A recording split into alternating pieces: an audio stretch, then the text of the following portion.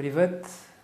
Тази седмица темата е за емоциите и това как те влияят върху физическото и нефизическото тяло, върху невидимите тела.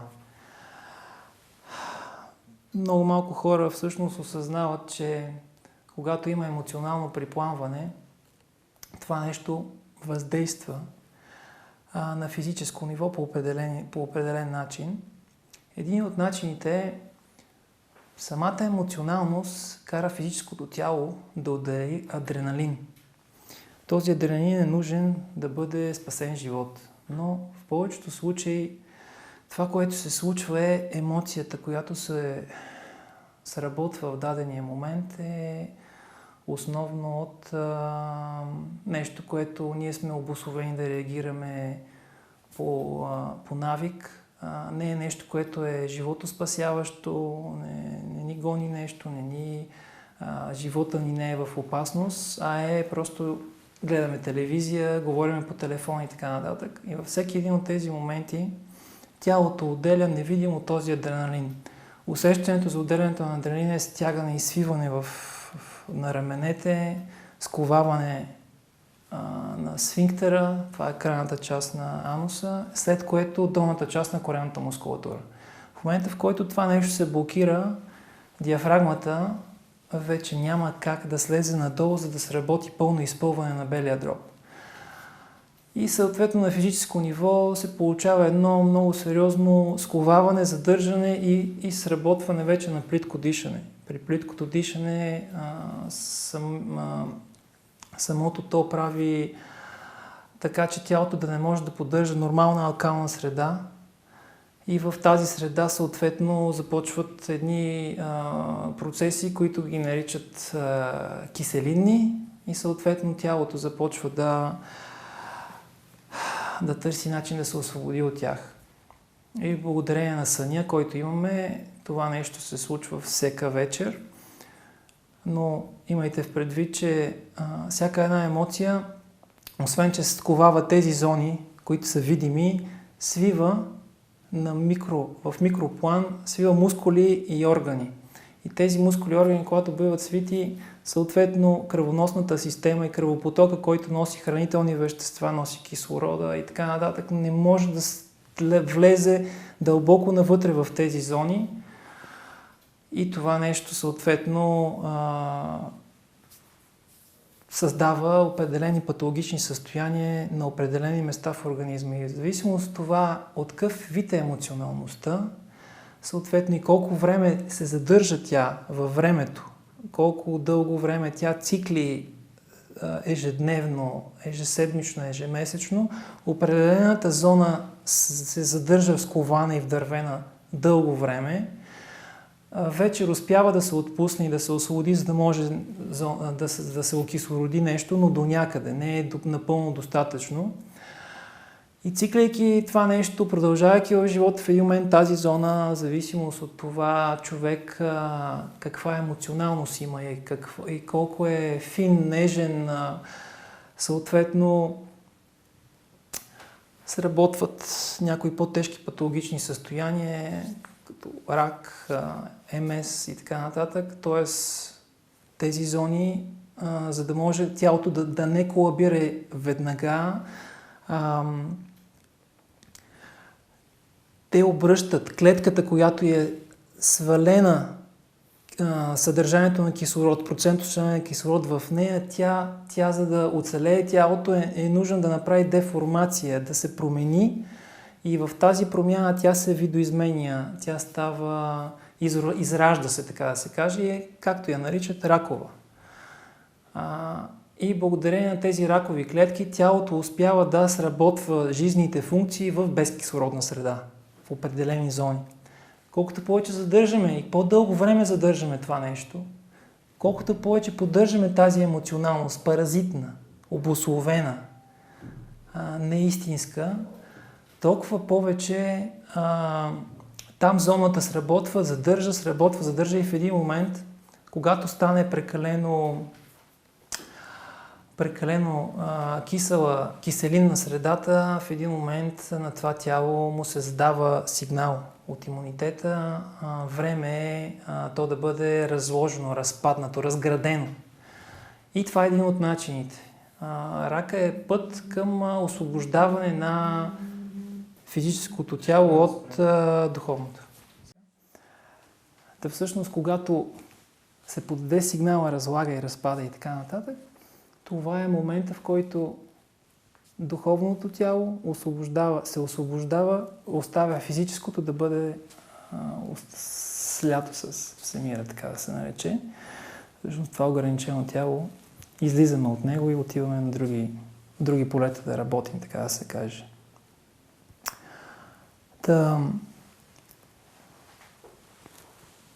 Емоцията и този адреналин, който се отделя, понеже дишането е плитко,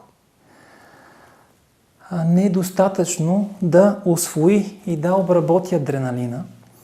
Това, което се случва е, че той остава като токсин в тялото. Същото е, все едно сме взели антибиотик. Абсолютно същото е. Когато човек взима антибиотик поради някаква причина, която в повече случаи бива наречена болест, а всъщност повечето от болестите са реално опити на тялото да отведе и да освободи себе си от физически, химически и разни други отпадъци, които стоят вътре, се получават едни лечебни кризи и тези лечебни кризи, понеже хората не им е комфортно да живеят с тях и в тях, съответно освобождават, се налага да се присегнат към този химически елемент, който е създаден от фармацевтичната индустрия, който при постъпване в организма, тялото, имунната система казва, отрова влиза в тялото. Живота трябва да бъде спасен, спира всички видове процеси и очистителни, т.е. болестта започва да изчезва и да намалява и започва да капсулова и да се бори с тази химия и започва да ескладира стави и така нататък, като токсин, силен токсин, който се задържа повече от 30-40 години в тялото. До момента, в който човек не му позволи под някаква форма да излезе, чрез пост, чрез чиста храна, чрез плодоядство, веганство и така нататък, леко по леко това да почне да се отделя или чрез някакви видове детокс. Този адреналин, когато се отдели в кръвта, след това той по същия начин, както и антибиотика, отново отива да се намества в разни на места, където тялото най-малко ще бъде ощетено. Т.е. отново блъска в стави, в междуклетъчно пространство и така нататък.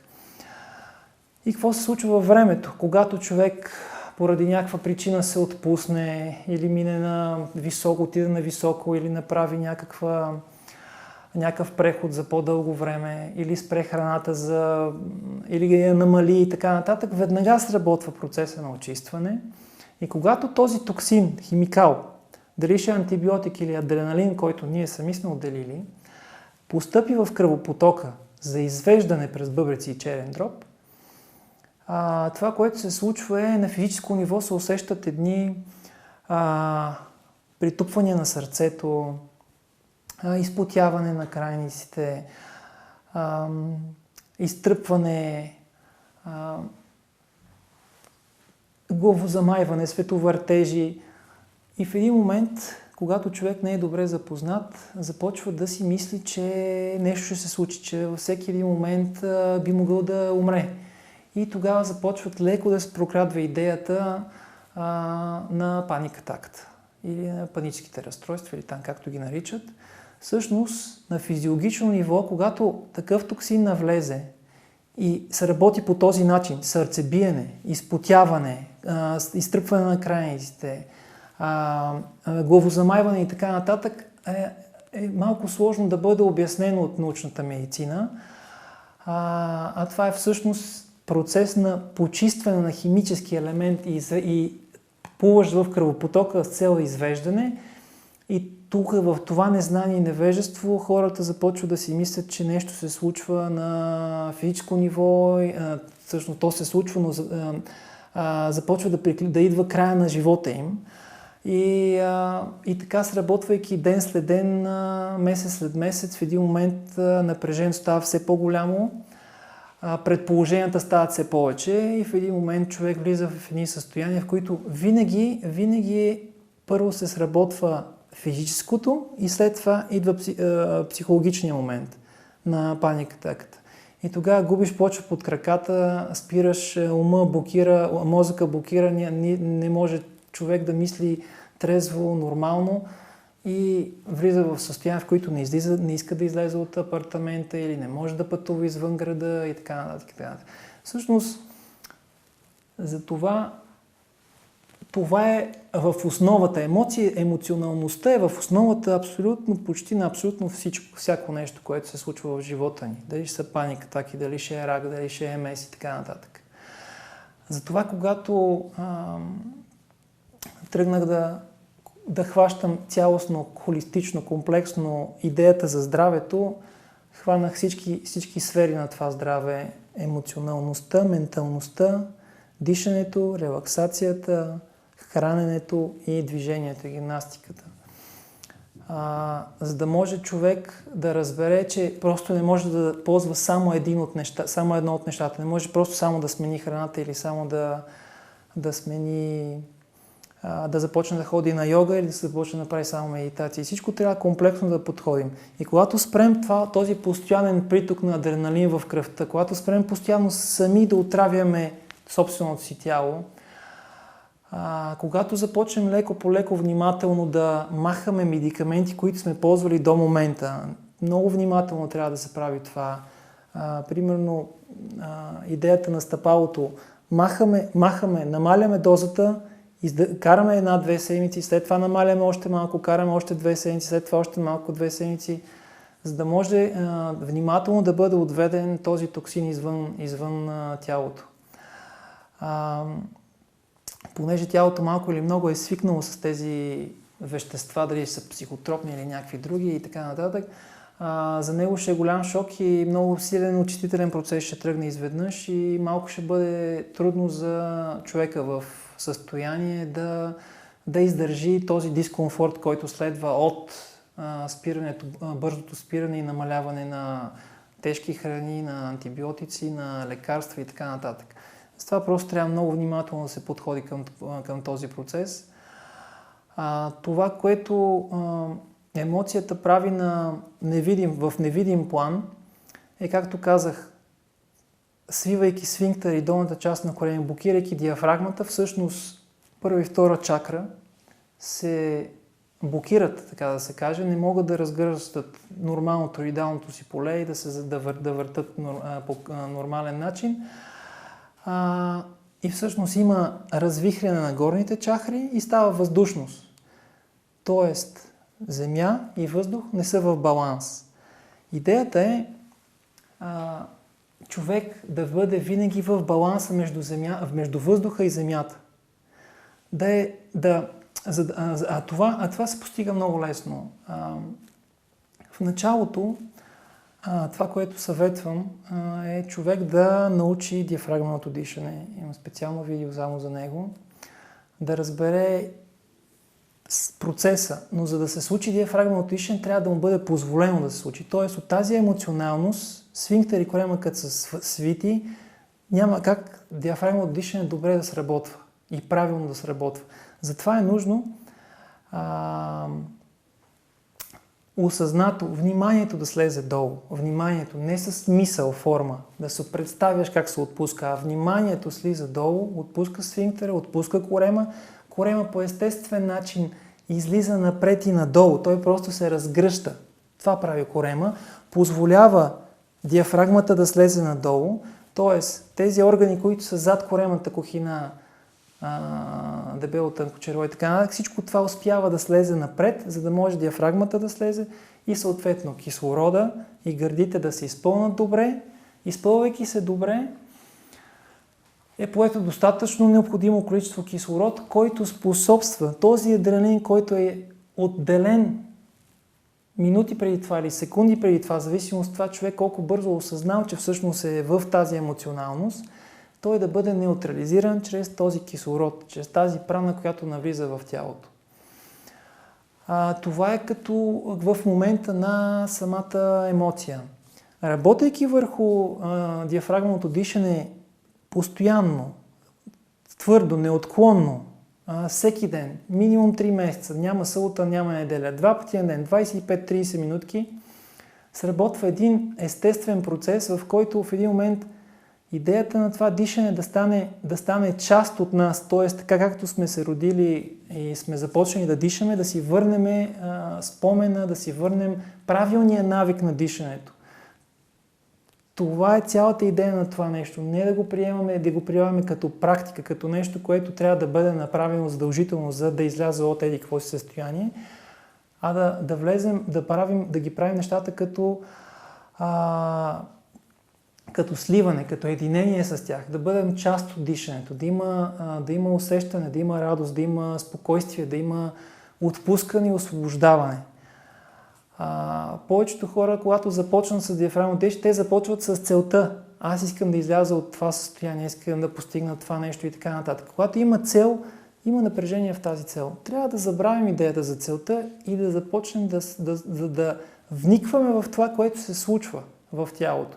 В момента, в който му позволим дишането да сработи правилно, точно в този момент започват всичките процеси да се напасват, да се наместват. В началото ще е трудничко, съединителната тъкан е стегната, груба, няма гъвкавост, няма самата биохимична система също е позатлачена, затова и тя пречи малко или много и така нататък. Но с времето, просто когато човек има търпение, нещата леко по леко започват да се случват.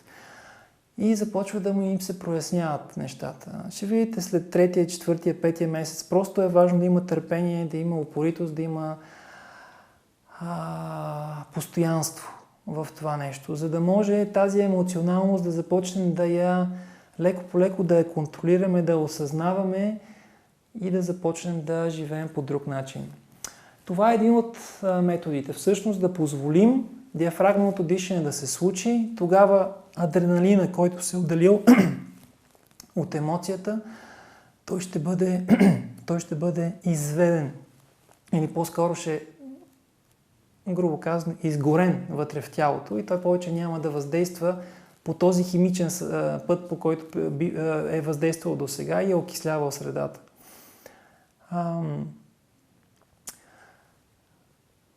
Другите начини, по които е хубаво да обърнем внимание и да бъдем колкото се може по-осъзнати за това как се отнасяме към близките, как говорим с тях, какъв е тембъра на гласа ни, изискваме ли от тях нещо, караме ли ги да направят нещо, искат ли да влязат в нашата, искаме ли да контролираме всичко и всяко нещо, което ни обуславя и ни кара да реагираме по някакъв определен начин на дадени ситуации, на дадена фраза, на това, което виждат очите ни, което чуват ушите ни, това, което помирисва носа. Сетивата, самите те ни вкарват в различна емоционалност по един такъв заучен начин. Някакси по навик сработваме всичко.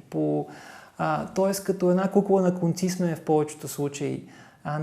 Реално ние не живеем живота. И чрез тази обусловеност, майка ми, баща ми, баба ми, дядо ми, обществото, книгите, учителите, училището и така нататък, са ме вкарали в някакви коловози, направили са ми някакви отношения към живота. И от тук насетне, каквото и да се появи, само има едно флаг припламване, флаг припламване, флаг припламване. И това нещо действа много, много пагубно за физическото тяло и съответно за неговото психическо състояние. Водата в нас, която е 75-80%, зависимо от това човек как се храни, диша и така нататък, всъщност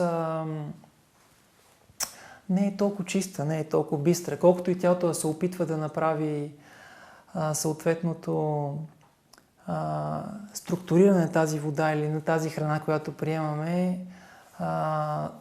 нашето отношение към живота постоянно деструктурира тази вода. Постоянно и всъщност, когато водата е мътна, знаете какви работи се случват в застоялата вода, тя блатясва. Съответно, създават се микроорганизми и така. Тоест, човек позволява в тази вода 75-80% да започнат да се създават и да се отглеждат болестотворни микроорганизми. Или по-скоро това, което имаме в нас като микрофлора е добри и лоши. Ако мога да кажем нещо на добро или лошо, по принцип всичко е правилно. И те са си в пълен баланс. Когато лошите са нужни, те влизат в сила. Когато добрите са нужни, тогава добрите влизат в сила и съответно сработват нещата. Всъщност човек, обръщайки внимание на себе си, как се отнася, съответно как диша, как се движи, как се храни и така нататък, той започва да влияе върху тези среди, върху тази вода, която има в себе си и съответно създава една добра среда за една добра микрофлора, която да може да поддържа една нормална алкална среда, жизненост, гъвкавост, яснота на ума, без значение на колко години си, на 100, 110, 120, до 140, абсолютно нормално е човек да живее, стига да си обръща внимание, комплексно внимание, тяло, дух, отношение.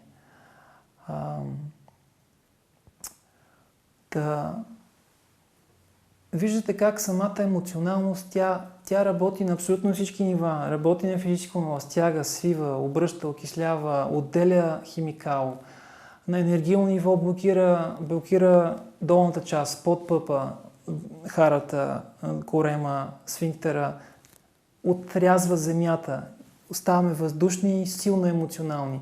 Тоест, помнете, въздух и земя в абсолютен баланс. Тогава тороидалното поле, то се разгръща по естествен начин, сработва всичките си функции и тогава полето, което човек започва да излъчва, започва да лекува. Тоест, когато човек излъчва това поле, той тогава може да въздейства и да помага на близките си, на роднините, на обществото, на средата, на това, което се случва пред очите му. Всъщност, ако искаме да бъдем в помощ и да бъдем полезни за това общество, за нашите близки и така нататък, ние трябва да намерим това състояние. Да намерим този баланс и тази връзка с... И това са един от начините. Дишането е изключително важно. В момента, в който усетите и осъзнаете, че нещо се случва, че нещо се стяга вътре във вас, че нещо сработва, че се напрягате, ако успеете да осъзнато да разберете това нещо, в момента веднага свалете вниманието долу, отпуснете сфинктер, отпуснете корема, сработете диафрагмалното дишане и точно на 30 секунда, ако сте го практикували 3 месеца, точно на 30 секунда тялото ще бъде в абсолютна светлина и в абсолютен покой. Няма нужда да чакате седмици, да мине време, да имате търпение и така нататък. Просто това нещо може да бъде сработено веднага. Но е нужно да си отделите време, да се занимавате със себе си, да практикувате тези неща, наистина да видите как се храните, как се отнасяте към живота. Тоест, вие трябва да опознаете себе си в взаимоотношенията си с другите, в взаимоотношенията си с живота, в отношението към всяко едно нещо. Относно емоциите, всъщност, горе-долу това са основните неща. Това тороидално поле, за което споделих, всъщност, човек не е батерия от волт и половина. Ние сме безкрайен енергиен потенциал. Тоест това, което правим е да блокираме това поле, да го ограничим, да го отрежем. И тогава аурата става безформена, тогава се отварят астрални дупки, тогава навлизат разни други същества и така нататък. Просто знайте, че нещата наистина са важни и наистина се случват. относно емоциите. Ако имате някакви въпроси, в Facebook стената ми, там мога да отговоря. Благодаря ви за вниманието.